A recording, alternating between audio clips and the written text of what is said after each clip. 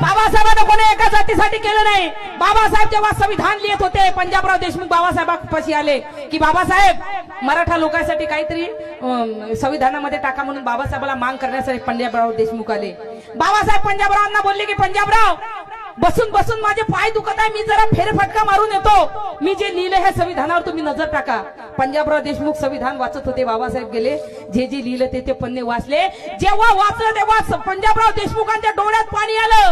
पंजाबराव देशमुख रडले की बाबासाहेब मी तुमच्यापाशी मराठा लोकांसाठी काहीतरी याच्यामध्ये लिहा हे मागण्यासाठी आलो होतो की काहीतरी 1% द्या, पण बाबासाहेब खरंच तुम्ही महान आहात, मी एवढं मागायला आलो, तुम्ही एवढं मोठं बाबासाहेब मराठा लोकांसाठी संविधानामध्ये लिहिलं।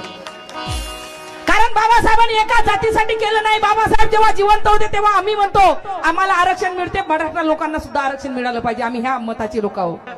कारण बाबासाहेबांना आम्हाला जातभेद करायला नाही सांगितलं, बाबासाहेबांना आम्हाला आपला हमारा नाही सब हमारे है। बाबासाहेब जेव्हा जिवंत होते तेव्हा बाबासाहेब बोलले की मी आज जिवंत आहो, आरक्षण घ्या, तुम्ही आरक्षण घ्या। तेव्हा याचे बापदादे बोलले की आम्ही काय गरीब आहो का, आम्ही काय भिकारी आहो का, आम्हाला आरक्षणाची गरज आहे। मग आज आरक्षण मागता आम्ही काय करा,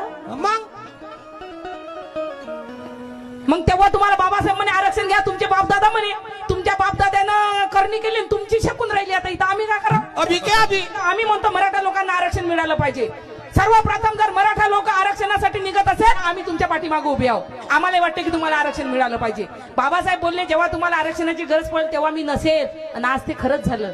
आज तुम्ही 10 मोर्चे काढल्यापेक्षा तेव्हा बाबासाहेबांच्या एका सहीने तुम्हाला आरक्षण भेटलं असतं।